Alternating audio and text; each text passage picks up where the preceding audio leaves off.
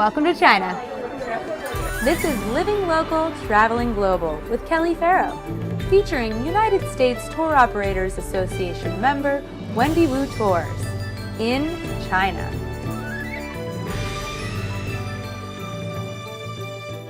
I had heard about China on almost a daily basis since childhood, but it wasn't until my journey with Wendy Wu Tours, the United States Tour Operators Association member, that I actually was able to go there. We know China very well, and we will explain and help you to experience the real China very well. Our itinerary had us tackling 3 incredible cities in 7 days: Shanghai, Xi'an, and Beijing. Welcome to Shanghai. We started in Shanghai, the financial capital and most populated city in the world.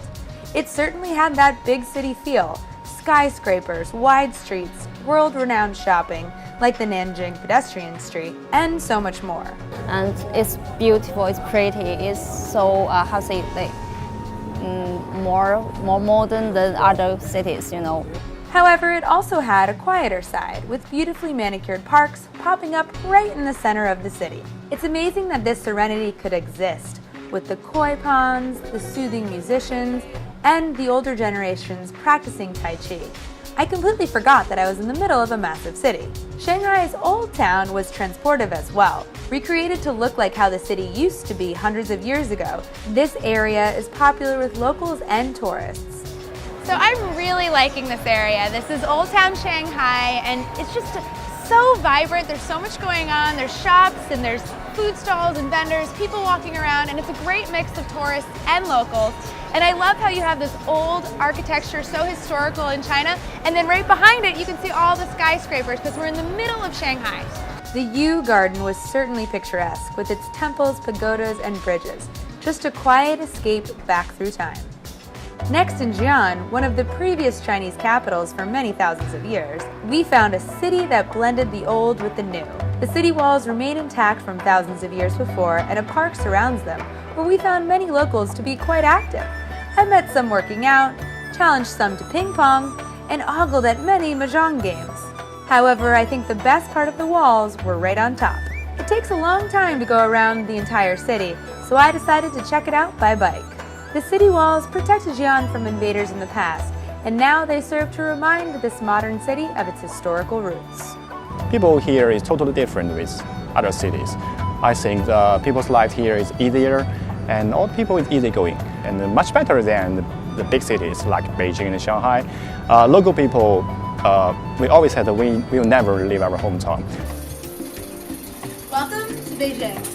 Beijing was the grand finale of our itinerary with Wendy Wu Tours, and it lived up to the hype. From street markets to Peking duck, skyscrapers to hutongs, this city seemed to have it all, and not to mention a slew of famous historical sites like Tiananmen Square, the Forbidden City, and so much more.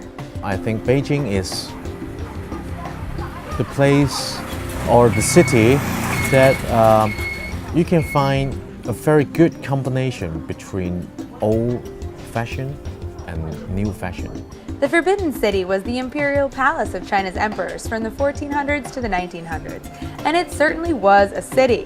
There were so many outdoor courtyards, outer chambers, inner chambers. There's just so much going on. And I really loved the architecture, especially the lions that guard each of the different entrance halls and palaces.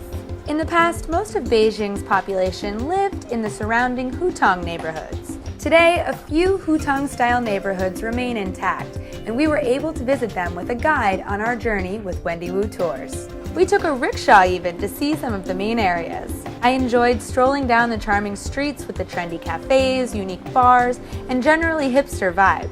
And we stopped for lunch inside the home of the Fan family. They welcome travelers into their home for an authentic home-cooked meal and a peek inside local life. 这是我家里，对，然后我们家是奥运家庭，有一些外国过来我们家来了解中国文化，然后来品尝老北京的家常菜。Of course, the Great Wall is a must-see when you go to Beijing, and it's worth it to get up early and get there before the crowds for the most incredible views. I only experienced 3 destinations in this giant country, and there are just so many stories to tell. But one thing that remains consistent, all the locals were truly welcoming.